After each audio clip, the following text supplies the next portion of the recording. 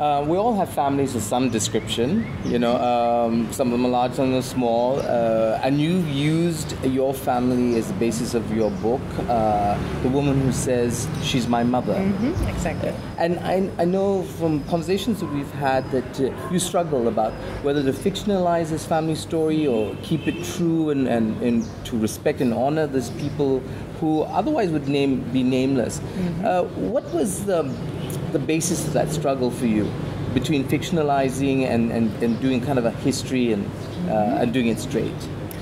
Yeah, well, the thing was, my first book was a very personal one, an autobiographical one, and a very intimate subject, infertility. So although I was happy I'd written that book and it's been hugely successful, I felt I wanted to write fiction after that because I wanted to try a different form. But then, as I wanted to write about my family history, and I had interviews with my grandfather, his sister, my mother, to reconstruct that history, I first started out, making my own inventions around their stories and fictionalize it. But it didn't feel good because part of it is set in Second World War, and my mother lost most of her family at that time, and I felt I also wanted to write it as a tribute to them. So there was no way I could change their names or play around with their histories, and I just felt I had to just be true to what happened, and at the same time trying to write it as if it was a novel, because you want to write it, you don't want to put all the facts in it, so you have to make a good story out of it as well, but without any inventions or changes in the namings. Do you think all families are rich or ripe for fictionalizing or making a book? I mean, we all have families. Do you think we could all write a book about our families? Would that be interesting to others, you think? Well, I think everybody has an interesting family story to tell. Sometimes it's difficult to write it if family members are still alive and they don't like the fact that they're being subject to for writing for a book.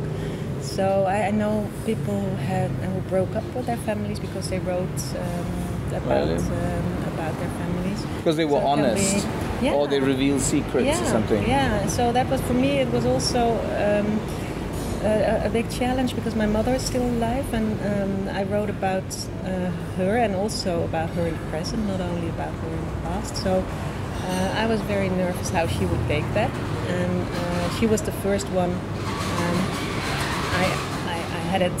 I brought the manuscript to her when the book was done, but not published yet, because I felt I needed to do that. I had to, and if she would have objected, I would really have had a tough time, because I've been working for 10 years on this book, and then if she would have said, no, I don't want you to publish it. Now, this is so this is the book that is about the family. Yes. And this is your first book. Yes, exactly. And it sort of translates as The Baby Void, yes. right? So that's the first book. And this is non-fiction.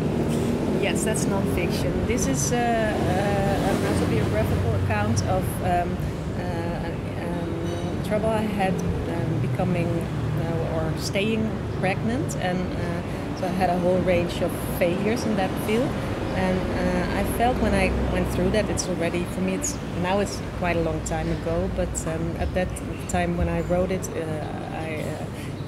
I also already passed that stage that I felt it was problematic. But when I went through those experiences, I felt there was no book I could read that that reflected what I wanted to read. Well, so many of us, when we don't find a book that answers our needs, we just, sulk, or we go off into the corner and watch TV. I mean, what was the impulse that made you want to fill that void out in the book stands and write? And write it. Well, it was because I already had done a lot of writing before, but in different, more journalistic field. I always wrote about literature and So I made interviews with writers and for newspapers and magazines. So I already had the habit of writing, and I have written diaries all my life. And so I thought I could, at least give it a try to do that. And it worked out fine because it's been translated in 20 languages now, and